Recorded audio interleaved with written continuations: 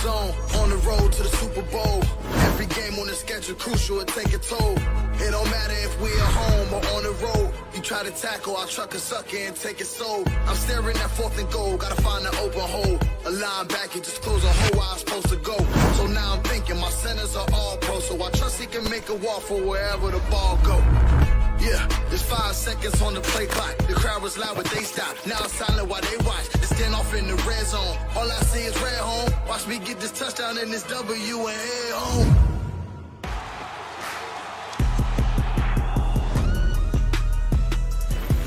Welcome in, Cowboys Nation, to another edition of Game Day Live, presented by the Underdog Fantasy Sports. Sign up with our promo code ATOZ. I am your host, Will Skywalker, still here with my other host, my brother, the former Dallas Cowboy, Jesse Holley. What's up, my guy? Week 15, bro. I can't believe we here already. And we are about to start the most important stretch for the Dallas Cowboys today in Duval.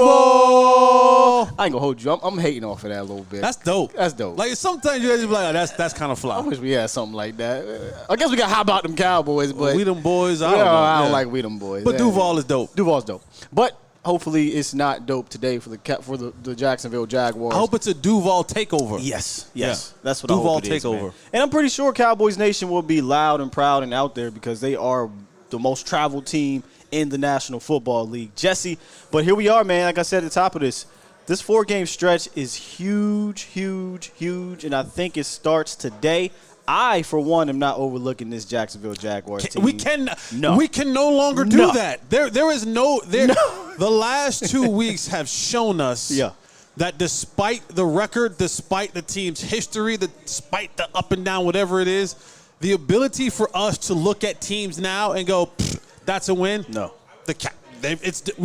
I said on my other shows, I no longer will do that. I will never do that again. Facts. And as fans, and I admit, I was like, Texans, I'm not watching this tape. I hope they were, though. Yeah. But they didn't come out that way. And as we'll break it down from offense to defense, you can't do that against this team because they are better coach. They have better talent, better quarterback, better system, all of that. So you got to be ready to match this squad's energy, Jesse. And that's the problem for the Cowboys. They haven't been able, at least early on, haven't been able to match the energies maybe that we expected, and they expected as well, because you think this football team, last week they came out, first drive was great. chef kiss. Yeah. And then all of a sudden, the penalties came about, the turnovers came about, the sloppiness came about, all the things that we've been trying and talking about all season long for the Cowboys that they need to improve on, to eliminate, to get better in. You saw them rear their ugly heads, and so nothing changes for this game as well. Don't play down to your competition, Cowboys. You got to be able to come out here, match the energy. No, not match the energy. You have to come out today, Cowboys, and be the energy, not match anyone else in there. Yes. You got to come out and be the force today. Hey, let me, my man on, I can't remember who it was on the round table. So my apologies. It might have been Okoye, it might have been Vach. I can't remember who it was, or Law. Instead of playing down to the competition, that was the word we always talk about. The competition is always going to play up to you, your brand, who you are, right? So raise that level and make them have to continue to play catch up, which is basically what you're saying. You become the energy and make them match yours, right? And that's we're saying the same thing here. So I'm done saying play down the competition, yada yada. Nah, man, you know the competition is going to come in and play their hardest because you were that star. So how about you raise your level of play and make a play catch up? Absolutely. And when you look at this Jacksonville Jaguars team over the last 5 games, they have begun to find their strides. And when you're talking about teams, and this may be looking ahead, but when you talk about NFL teams for 2023, usually they start to have a good end of the season. Understand what this Jacksonville Jaguar team went through last year with Urban Myers as their head coach. It was an absolute nightmare, abomination of just coaching and culture and everything. Insert Doug Peters, and all season long, you got to undo what Urban Myers did to this football team last year and still try to build the roster. I think they're doing a good job in Jacksonville in building a roster, but as you've seen the season kind of go on, you've seen this team begin to grow and change and form and round out into form. And now these last couple games, Trevor Lawrence looks like the guy that we saw at Clemson, in which everyone raved about him being the #1 overall pick, Doug Peterson being a quarterback in his own right in the league, and also being one of the best quarterback coaches in the league. And now they put weapons around him. Zay Jones, Christian Kirk, Evan Ingram. Weapons like that. You're starting to see this Jacksonville Jaguar team round in the form, and it may not lead to a playoff run this year, but it's still a dangerous football team, and you can see this team looking at next year saying, boy, we add a few pieces here and there defensively. We do some things that we need to do offensively, and this is one of those teams where you can have no playoffs in 2022 and being in a playoff picture in 2023 because that's what this team is doing, and that's the dangerous thing that the Cowboys have to look at this in this game today is this team is trying to find this. It's finding itself and rounding in the form. You don't want to be a part of their process of getting better. And they're playing for something.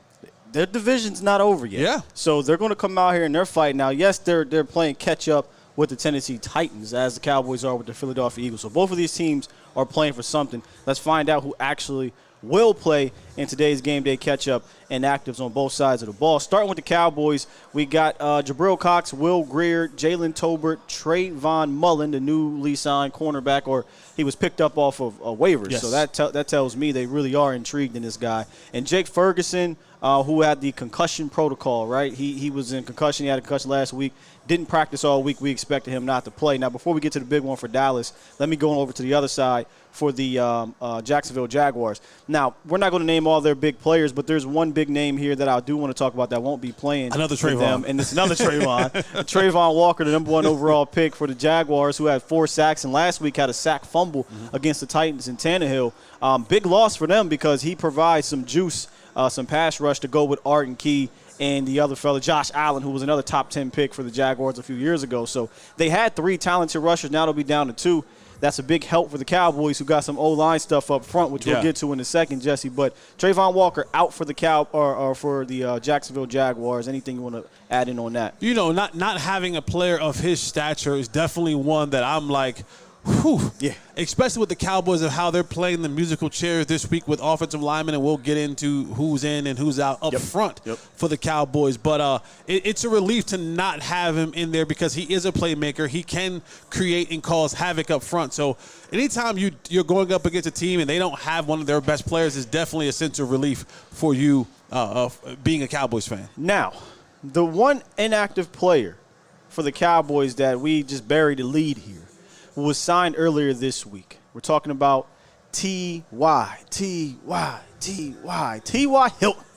Number 16.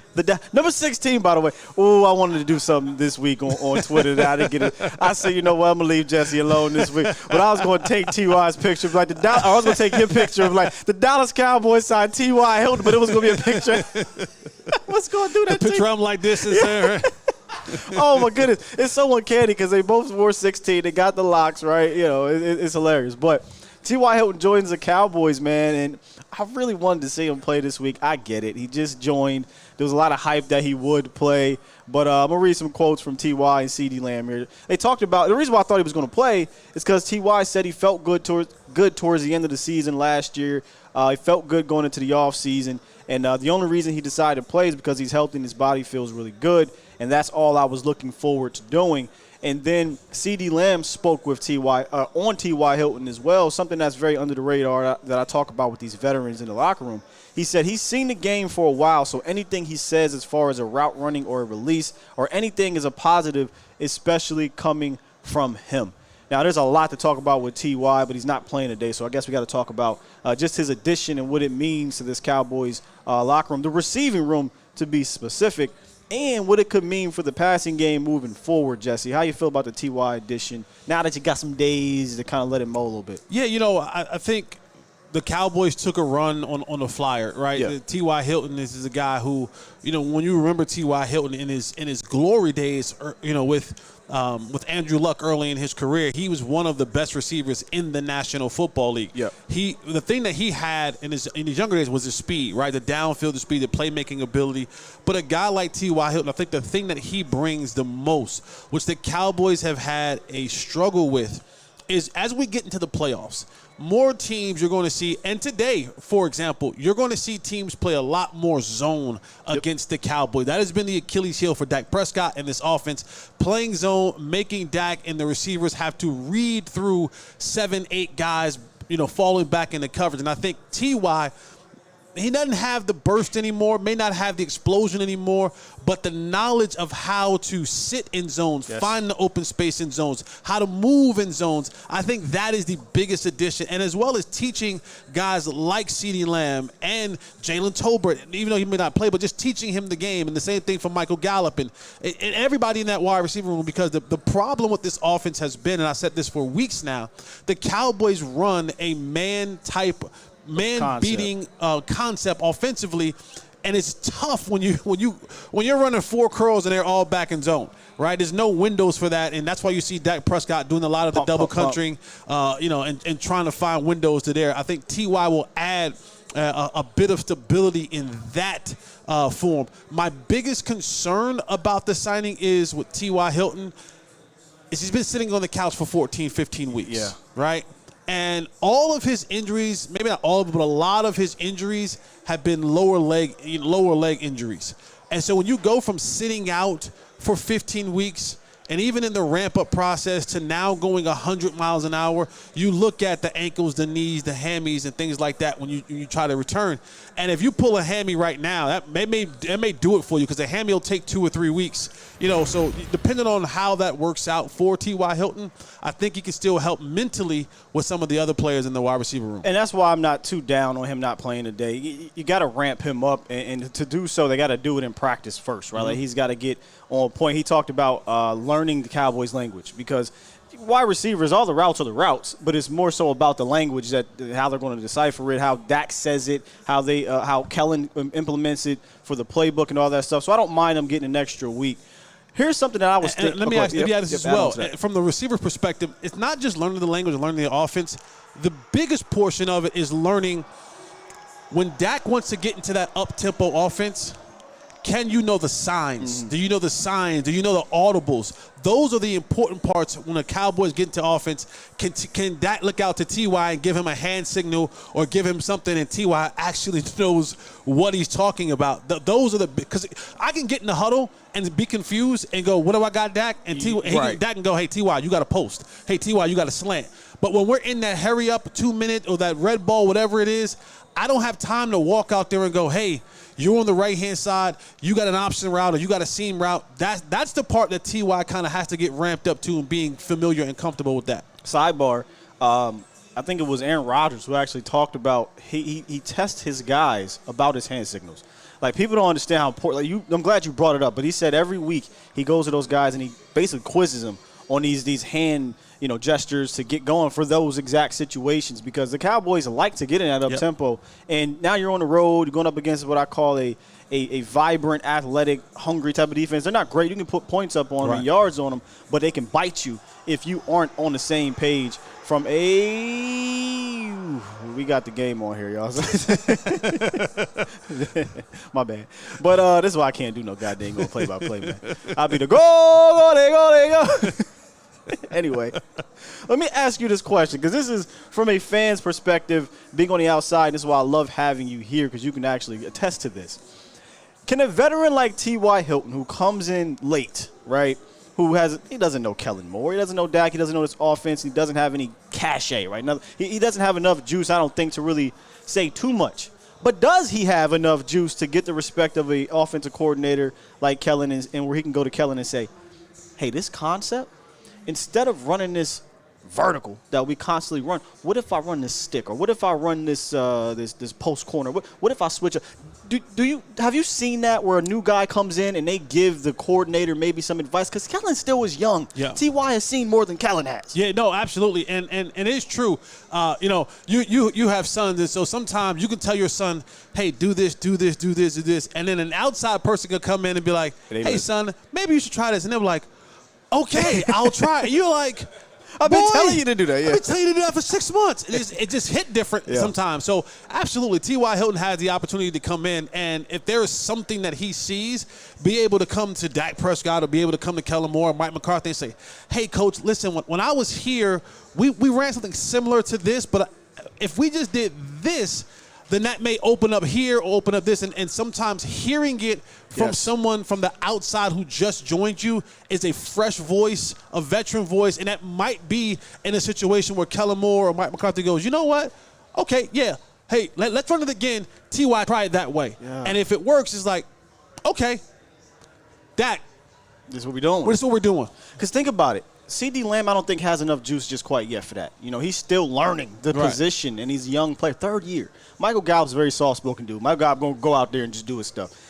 Noah Brown is just like, hey, man, I'm just glad I'm getting an opportunity to be here, guys. To go from special teams to wide receiver 3. Yeah. Jalen Tolbert, right? James Washington just got here. He's like, hey, man, whatever I could do. If I got to get rocked on a crossing route into the zone, I get rocked just to get on this field. Like, I'm just trying to keep my job. Y'all keep wanting to sign folks, and the more folks y'all want to sign, the closer I am to being on the street. Exactly. So I'm not trying to rock the boat. Right. You want me to run this silly route? I run the silly route. I'm just trying to execute it. So I was thinking about that, and I was thinking about the last time a player came in with, let's be real, this type of resume in a way, and it was Amari Cooper. Mm-hmm. Came in the middle of the year. They get to late in the season, and Dak Prescott, I think it was with Scott Linehan, they decided to run this comeback route against Darius Slay. No, it wasn't against Darius Slay, but it was against the Eagles anyway. And they said, hey, man, he's sitting on this route. Let's not do this anymore. Y'all could run them comebacks. I'm going to run a double move, and he got open, touchdown for like 60-something yards. See, something that small, I think, could have a major effect on this offense, because it'll help Kellen and Dak kind of see things differently. Because I think those two guys, whether this is good or bad, they are on the same page. And sometimes I wish they weren't. Sometimes I wish Dak would say no, or Kellen would say, nah, I know you like this, but I think this is better. But we don't know what Kellen – listen, I ain't trying to come at Kellen, but this ain't Andy Reid. Right. You know what I'm saying? So I think them being on the same page sometimes is like it's robotic. Right. They've been doing the same route concept, the same things, and they're just going to do it through hell or high water. And sometimes for a receiver to come in, he'll get straight with Dak and go, listen, hey, let's try this. And if it works, they look at the OC and they go, hey, we're going to do it this way. And OC goes, you know what? I like it. Yeah. But the one thing I will say is that you got to try that stuff in practice first. Practice. Because those two guys don't have, like, T.Y. hasn't spent an offseason in the Dak yard. Right. And they haven't worked together a lot. So what they're doing now is just trying to, T.Y.'s coming to him and Dak's coming to T.Y. and they're kind of feeling each other out in a sense of, hey, when you run this, T.Y., I'm looking to throw it here. Right? So you're like, oh, okay, cool, I got it. So now I'm expecting the ball, as soon as I pass that linebacker's face, you're not going to throw it back shoulder, you're going to throw it ear hole shot. Right. Those type of things. So these two are learning each other. And I think the more they get a chance to rep these things out, the better they will be in that moment, in those moments. Right. Because that's what it's going to come down to for T.Y. Hilton. It's going to come down to having those moments in the game where they're able to connect, to extend drives, to do things like that. I don't think T.Y. is going to come in and be wide receiver one. No. He's going to come in and be a component that helps this offense kind of move along more efficiently and effectively. And one of those components that he can provide, which is crazy to think that a 33-year-old, I think he's 33, is your fastest guy, game speed-wise. Maybe he's not 4.3, 4.4 anymore, but he's probably faster, quicker than most of your guys on the team, is the deep ball. I wonder if T.Y. Hilton can provide that to this team, because last year on targets of 20-plus yards with the Indianapolis Colts, he was targeted 7 times, and he had 4 receptions for 169 yards and a touchdown. I don't even know if there's a guy on this team that has that this season. I'm probably exaggerating here. I'm pretty sure CeeDee Lamb or Noah Brown got a couple receptions like that. But if he can get 4 receptions of 20-plus yards for $169 and a touchdown in the last 4 games, oh my goodness, what a save. Unbelievable save right there for France. Wow. But he could provide that deep ball. I think it'll help open things up underneath, because if they're not going to change anything schematically, then hopefully a guy – they gave it to him. Hopefully a guy like T.Y. can influence the defense enough to bring another guy out there. Now, this goes back to our Kellen Moore discussion. Yeah. And here's where I at times I hear what you're saying, but they're excuse me of my pessimism, my pessimistic thought process, or my lack thereof, because while T.Y. is 5'10", $183. a $183. Yeah. All of a sudden now we're going to start taking deep shots with a guy who's 33 years old when we have a young guy who runs the 4.2, who runs the 4.3, who's 5'8", 5'9", not too much smaller than him. So what changes, like my thing is, what changes in Kellen Moore's mind that all of a sudden I got you. We have T.Y. and we're going to go vertical with a guy who's 33 years old and who used to have a lot of speed, opposed to we had a guy on our team for the last 15 weeks who we know is 4'2", 4'3", and we've yet to use him in a vertical manner, even if it's just on the decoy type of thing. That's fair. That is very fair. But my rebuttal to that would be, because T.Y. Hilton has 10,000 receiving yards in this league and has done it at that size with multiple quarterbacks, multiple coaches, multiple systems. He has proven in the NFL to be one of, I'm not saying he's going to be that guy, but one of the best and most reliable wide receivers for a decade. Reliable in the sense of he got game, not injuries, right? But he got game and he's done it. That's the only difference, right? Maybe he gives your coordinator and quarterback that confidence to use him and not Turpin. But what you're saying is absolutely fair, because Turpin has the speed. He's younger. He's got the juice. But they haven't used him in that manner. Like even as a decoy, like even as just used him as hey, decoy. let's just lift the field and we'll run something underneath. Like not even in that aspect of it. Right, and that's why I said it's fair. I can't even argue against that. My rebuttal would be because T.Y. is proven. I got you. That's my only rebuttal. And that's a fair rebuttal. That's a fair rebuttal. So the Dallas Cowboys, I dubbed these 2 guys wild cards. The Cowboys are getting 2 wild cards. One of them was T.Y. Hilton, which we just had a fantastic conversation about. I wish we could see him play today, but we'll get to see him next week. But we're going to see another guy play today, and boy, did we get thrown a curveball last week, because Dalton Schultz dropped the pass, Cowboys Nation, but because Terrence Steele got hurt.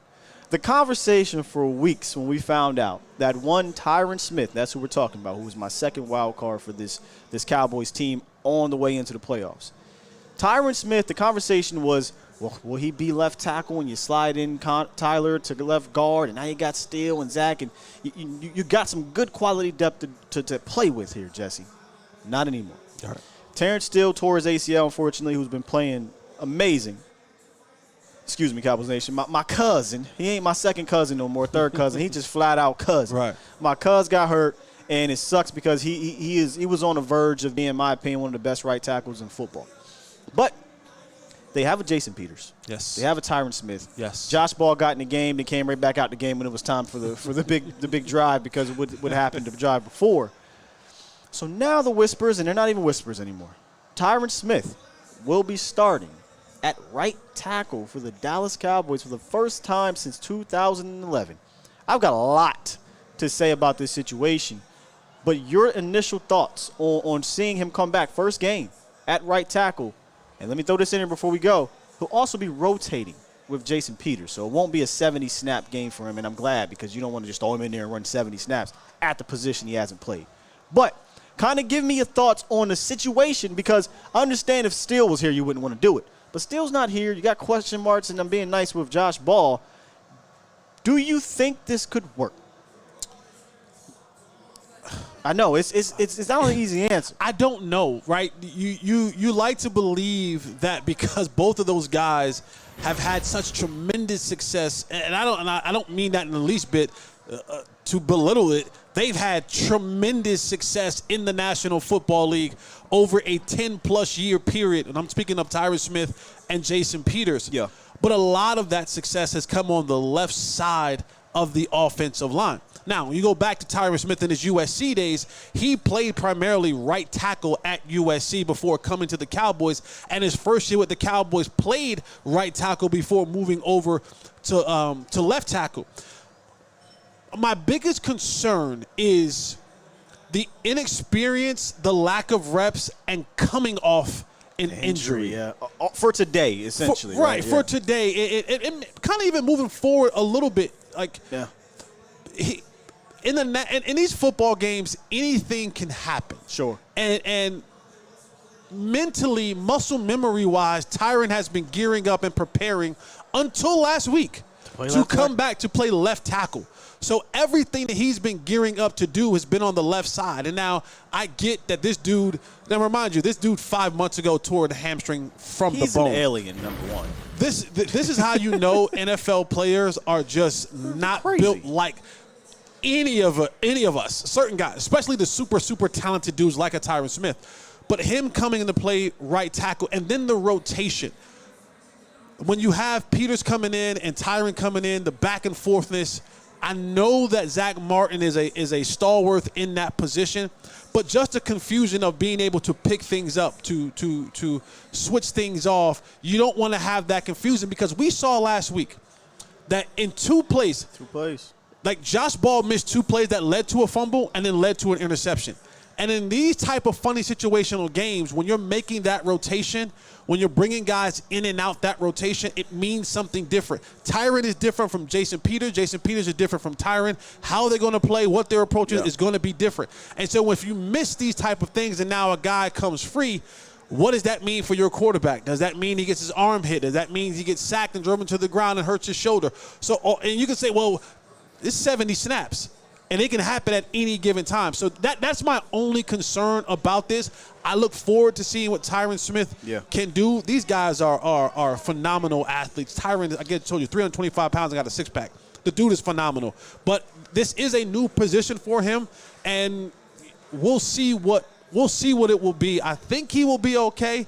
It's those 1 or 2 or 3 plays where there may be some miscommunications or some miscues that are happening within the line that can cause a little bit of an issue. What I do love about this is that Tyron went to, according to Broadus, to the team and said, hey, man, I'll do whatever you need me to do. I understand the situation here with Terrence still being out. Tyler Smith is playing well enough to be able to operate at a high level on offense, and he said, what you need me to do? That, to me, is the difference in saying, I don't know what's going on here, and saying, Josh Ball getting thrown out there in the middle of a game, right? So they got time to practice this rotation. It's a difference than throwing Zach Martin out there, randomly because of what happened. Tyron preparing mentally and knowing I've got in my body, granted it's a long time ago, I do have that ability because I've done it for an entire season. Now he's a better player. We understand that. And in regards to the injury factor, I think we said this a couple weeks ago. Listen, if you tell me I'm with a Tyron Smith where his body's not banged up for 3.5 months, and I say just give me 6 games, I actually like that. Now, it could happen in a given moment, like it happened in the preseason. So there are concerns to it, but on the opposite side of those concerns are things that I think also favor you. The guy's being experienced, number one. Not having his body being banged up, number two, in regards to injuries. So that could play a factor. But here are my 3 reasons why I talked myself into it a little bit here. Let me see. There we go. Here's my 3 reasons why I've said this could be the correct move. Not my number 1 move, by the way, obviously, right? Terrence Steele was the number 1 move. Number 1, it eliminates a 3-for-1, meaning instead of trying to put Tyler Smith at guard, Tyron Smith at left tackle, Jason Peters at right, that's 3 moves for 1 on an offensive line that has continuity. And he made it. Unbelievable. And Mbappe ties the game 3-3. This is a crazy finals match here. Yeah. Whew. So you don't get a 3-for-1 move, Jesse. You get a 1-for-1 with the great one in Tyron Smith. And if he gets banged up, all right, boom, then we slide Jason Peters in there. Right. And then if he gets banged up, boom, then you put a Josh Ball. So you got options. Number 2, it keeps Jason Peters as a utility backup. Now, I know they're going to rotate him, but Jason Peters has shown that I can play left guard, I can play left tackle, and now if you need me to, I can do some things at right tackle. I'd rather keep the 40-year-old, I'm a man, I'm 40, who I don't think they quite trust to play 65 snaps just yet because of his age and his injury history as well. They can keep him a bit fresh and keep him as a utility guy. And then the third one, which is the biggest one here, I just trust Tyron Smith over Josh Ball. I mean, I don't care how much you hate the move. You can't tell me you would rather put Josh Ball at right tackle for 65 plays. Right. I'm not hearing that. So those are my 3 reasons why I can talk myself into not hating this situation here. No, look, I think those are all great, absolutely great reasons and examples. They got to work. That is the biggest thing. Yeah. That they just have to work. Whatever it's going to be, they just have to work for the Cowboys and for Dak Prescott, especially with the way he's been turning the ball over lately. You need those guys up front to work together well to give him the protection that he will need to keep guys off him so that he has a clear and precise picture on whether to deliver the football down the field. Yeah, and talking about that today, the Cowboys will be going up against, like I said, a feisty defense, a defense that I think you can move the ball on, no doubt about it. But they have a very athletic front seven, man. The rookie linebacker Foye Oluokwan is ridiculously athletic. Dan Quinn knows him very well. He coached him in. I think he drafted him, actually, in Atlanta. Yep. Tyson Campbell's having a good season over there. Arden Key and Josh Allen are guys who can get after it from a defensive end standpoint. Dwayne Smoot is leading their team in sacks. So, we saw Collins, who we were like, whatever, Malik Collins is not going to do nothing. Malik Collins gave the interior some trouble last week. So, I think the Cowboys are going to have to win not only on the opposite side of the ball, which we'll get to here in a second, up front, but up front in this game against this front, which, again, this isn't the Niners. Right. But they have a very fast, very feisty front seven, and you're going to need – goodness, man, this game is killing me. You're going to need them to impose their will against a smaller, faster unit up front and protect. And that's why I think it's key to keep most of the line intact. And if you're going to rotate 2 guys, what better guys to rotate than 2 future Hall of Famers with the talent of Jason Peters and Tyron Smith, man? Yeah, I think the biggest thing for the Cowboys offensively, when you look at this defensive lineup, and you can add Andre Sisco to him on the back end, who is a really good safety, ball-hawking type of safety. So don't think you can just kind of get lackadaisical on the back end and just throw willy-nilly footballs back there. Yeah. He will intercept them on you. The thing that I saw when you looked at the Cowboys and the way they played the Texans last week, the Texans were physical. Yeah. Especially in the back end. The Texans were a physical bunch, and I see some of that in this Jacksonville Jaguars defense, especially when you look at what they did against the Titans in the second half. They created some turnovers, created some sack fumbles, and this is a physical bunch. So if the Cowboys aren't ready to match that, they're going to be in a world of trouble. So protecting up front, but just know, if you just think you're going to just willy-nilly coming across the middle or coming down, they are going to stick you. They are going to put helmet in your chest. So be ready for that, Cowboys Nation. And the receivers and the tight ends, that physical game is what they want to do. Now, they aren't the most talented bunch, right? They lack some talent, but what they lack in talent, they try to make up for it in effort and physicality. Yeah. And if you're not ready to play in that level, then passes where you think you should catch, they get knocked out because this team is being physical and bringing the wood, because they know that they don't have just They just can't match up with you man to man and say, I'm talented, you talented, we're gonna just rock out. We have to give a little bit more. Rally. They're gonna do all that. Yeah. And they got the talented guys to do that specific thing. And you talked about the Texans. I think the Texans were able to play with confidence because I think this is why Lovey is still, I don't care what anybody says, he's still a great defensive mind. Lovey simplified the game, okay? We're going to run our Tampa 2, and that's what we're going to run, okay? And we're going to be really good at it. Oh, here we go again. Unbelievable, man. And Lovey said, well, they're not going to do anything out of this zone defense, so if y'all just stay where y'all at, you'll have opportunities to make plays on the ball. You have opportunities to hit these boys. And that's what happens in the zone, right? Yes. Especially if you're not running zone beaters. You're like, oh, you're just going to run to this spot and turn around, or you're just going to run. All right, I've got a guy waiting for you. So now you got to try to fit this ball in that tight window, and that's where it comes back on Dak. If Kellen is not going to switch things up schematically, now Dak has to say, okay, this is what we're going to do in this game. I can't throw a double slant into a cover 3. Right. Because there's going to be guys sitting right. Oh, my goodness, what a save. This is crazy. There's going to be guys sitting right there. So I wonder, and I say this all the time. I said it after the Texas game. I wonder if they're going to look at this and say, oh, we'll just keep this simple. Yeah. We got fast guys. Why would we do anything out of the ordinary? Try to blitz Dak, because when you blitz him, he can kill you. That's when he gets you. Unless just a timely blitz. But so if they sit back, yes, Andre Cisco could hit you. Chad Muma could hit you. The rookie linebacker, I think, from Utah, he'll hit you. Foye will get you. Yeah. You know, they got guys that will rally and tackle. So the Cowboys either are going to have to adjust to that, or they're just going to have to be power, smash-mouth football, and with a little twist to it, because the Titans tried that, and it worked in the first half. But if you get – here's the problem. If you turn the ball over, if you get behind, and the Jaguars can score some points on you, that ain't going to matter no more. Right. All I got to do, I say it all the time, all I got to do, and if the Packers did it, if I can just get in striking distance or get ahead, I just got to stop you one time. Right. Because now if I stop you one time, and it goes from a 7-point game to a 14-point game, he ain't running no more. Right. And we know Kellen Moore. He is itching to pass.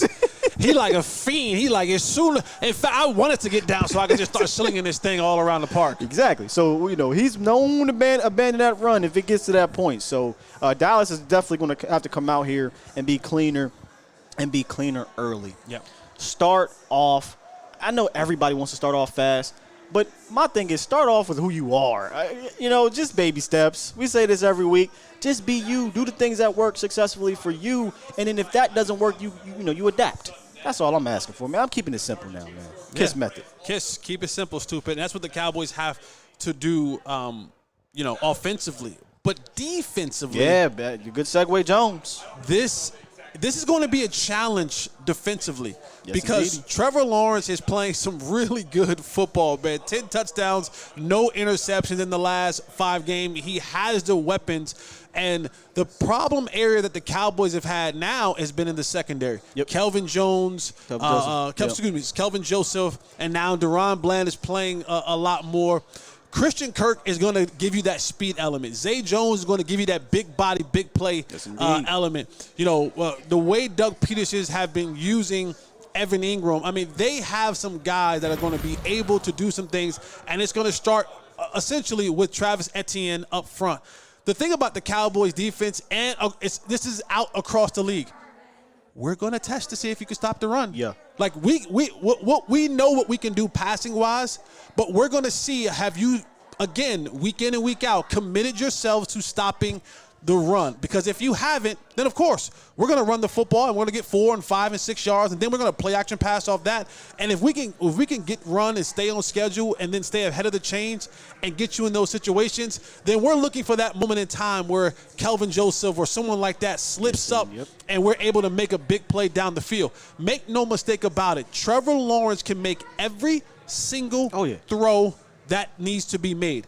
From the hash to the sideline, down the field, over the middle, off platform, on platform, Trevor Lawrence has the ability to do so. So if you're not stout in your coverage, then Trevor Lawrence will tear you up. And the Cowboys up front got to get back to being that feared defensive line. It's been a couple of weeks since those guys have really made a huge impact like they were in the beginning of the season. Yeah. So for Micah Parsons, who I do believe while it's not showing up on the injury report, or I don't think there's a major injury, and he talked about it. I'm about to say he brought it up. Micah Parsons is wore down. He is hurting. He doesn't look, and I saw that when Driscoll broke out last week to run away, and you saw Micah have to kind of go into, normally he can kind of go to first, second gear and just close that gap. Micah kind of had to go into another gear, and it was like it was kind of almost like the clutch was kind of almost, and then he's like, oh, okay, now I can go out there and get him. Yeah. So for Micah, he has to get back to being that dominant figure up front and let the rest of the guys follow him. I can confirm he's not injured, but he is worn. And he Yeah. even brought it up. He said, playing defensive end as much as I have been In the trenches, baby. is different because you're getting hit every play no matter what. Where at linebacker, you can have plays where you're not getting touched, which is why I've been saying for 2 years he should be a linebacker first and then rush the passer. We need him rush the passer or blitz him from the middle. You have enough.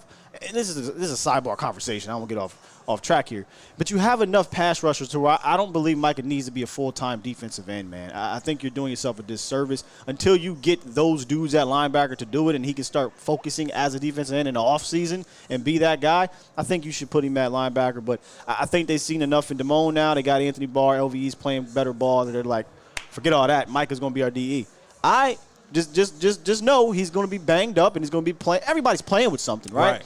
But you don't want your best guy who's known for being that super track star athlete, run him down guy to get into the playoffs and now he loses a gear or two. And that's what I'm saying. And people, while Micah is a phenomenal athlete and an alien, he's still only 250 pounds. Yeah. While that's bigger than most, when you have to go up against 300, 325, 315, every single down, that is a different level of a beating. And you say that every single down because Micah not coming off unless they take him out to give him rest. Right. And the thing about people saying, well, next year he can put on 20, 25 pounds. It's different now. You get a different football player different. then. You lose that explosion. You lose that burst. When you 20 to 25 pounds, I don't care how you put it on. That ain't the same. It's I've watched players time and time again try to put on weight, and it changes everything. Your body's now carrying an extra 25 pounds. It's heavier on your knees. It's heavier on your ankles. It's heavier on your back. So thinking ahead, talking about it, Micah putting on 20, 25 pounds is not something that you look at and you go, man, let's do that. And there is something to him wanting to be back at linebacker. Like he's voiced that opinion. It's just that the coaches are the coaches, and he's going to respect what the coaches say. But you can see him be visibly upset on that sideline. Yeah. People think that's just Micah's face. No, he pissed. Yeah. He wants to play, and he knows that he can play more if he's at linebacker. He can't play 75 snaps or whatever it may be, right? 60, 65 snaps at defensive end. They're not going to allow him because they have a number that they want to keep those guys at. They don't have that number for backers because the backers can play more snaps. And we're going to need those backers to kind of raise their level of play because the Cowboys' run defense has been better of late. Over the last 4 weeks, they've held every opponent under 100. I'm going to give it to him for the coach because the coach ran the ball the last possession to run the clock out, and they just got over 100 yards in that game. But they did well against Jonathan Taylor for the most part. They did well against Saquon Barkley. The numbers, they did well against the Vikings, but they put them out. And I say this all the time. 2 ways to stop a run. I don't care which way you do it. You score on opponents or you stop them. Right. 4 weeks in a row, they've done a good job against the run. But guess who was here? Jonathan Hankins. Yeah. Jonathan Hankins was Yeah. here. And I think he plays a big factor in that, and he's not.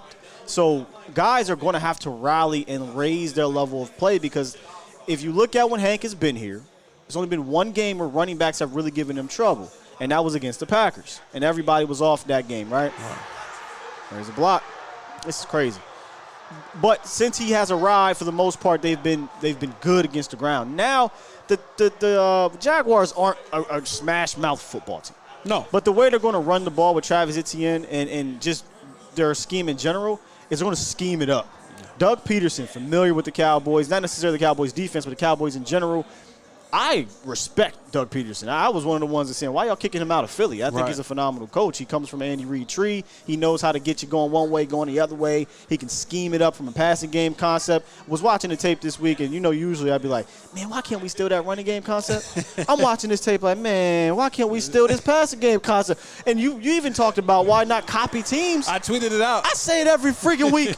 So I'm stealing everybody's playbook. That's all you have to do. Just My steal. playbook would be everybody's playbook. Steal. Just steal. And let me add this about Doug Peterson that the Cowboys Nation have to look forward to. Doug Peterson is not afraid. No. And when I say that, I don't mean like fighting afraid. Doug Peterson will fake punt. Doug Peterson will onside kick. Doug Peterson will go for it on fourth. Philly special. I mean, all those type of things. So never look at a play and be like, oh, yeah, this is.